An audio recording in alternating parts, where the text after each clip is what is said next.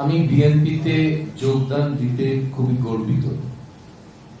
এই দলটার ইতিহাসটা হলো গণতন্ত্রের ইতিহাস।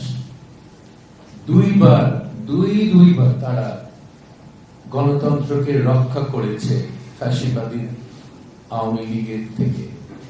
একবার শেখ মুজিবের গণতন্ত্র ধ্বংস, আর শহীদ প্রেসিডেন্ট জিয়া রহমান ওটাকে রক্ষা করলেন। আর 2 নম্বর শেখ হাসিনার জেনারেল এরশাদের গণতন্ত্র ধ্বংস, এবং আমাদের বেগম খালেদা জিয়া, তিনি এখন অনেক অসুস্থ, সবাই দোয়া করবেন ওনার জন্য, উনি আবার এটা রক্ষা করলেন। এটা একটা ঐতিহাসিক ভূমিকা। একটা দল 2বার বহুদলীয় গণতন্ত্র রক্ষা করেছে। আমি ইতিহাসে এরকম কোন উদাহরণ অন্য কোন দেশে দেখি না। এইসব কারণে আমি বিএনপির প্রতি আকৃষ্ট, এবং শহীদ প্রেসিডেন্ট জিয়া রহমান আমার আদর্শ। উনি ওনার সাহস, ওনার ব্যক্তিগত, ওনার চরিত্র, ওনার সততা, এগুলো এখন মানে সবাই এখনো গল্প করে এটা নিয়ে।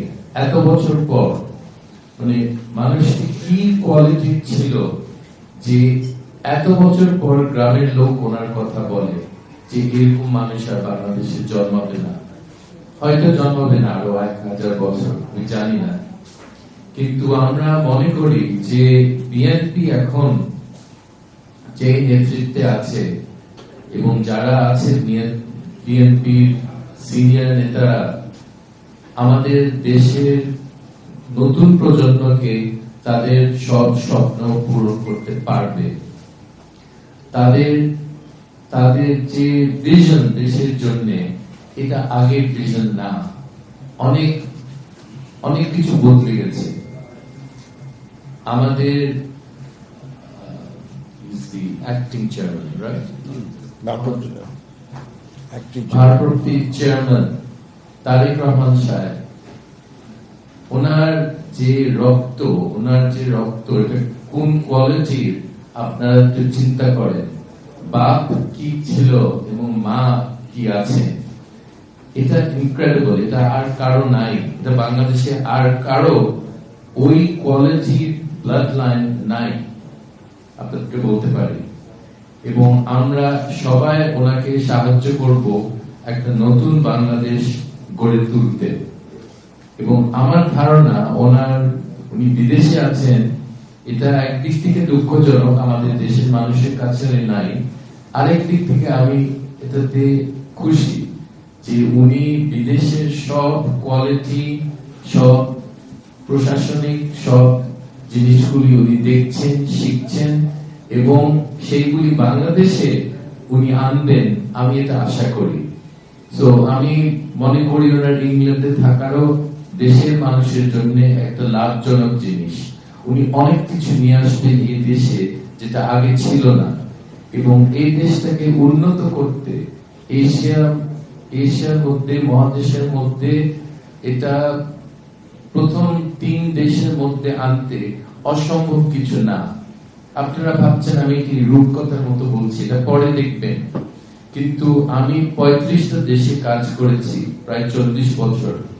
আপনাদেরকে বলতে পারি আমাদের দেশের মানুষের কোয়ালিটি এটা হলো টপ ক্লাস, এবং এই মানুষগুলিকে দিয়ে একটা টপ ক্লাস দেশ, প্রথম সারির দেশ তৈরি করা যাবে ইনশাল্লাহ। এবং বিএনপির এই সুযোগটা যদি ভোটাররা দেয়, তাহলে আপনারা দেখবেন তারা কি পাবে এই দেশের জন্য, এবং ভবিষ্যৎ প্রজন্মের জন্য তারা কি করতে পারবে, আপনারা তখন দেখতে পারবেন।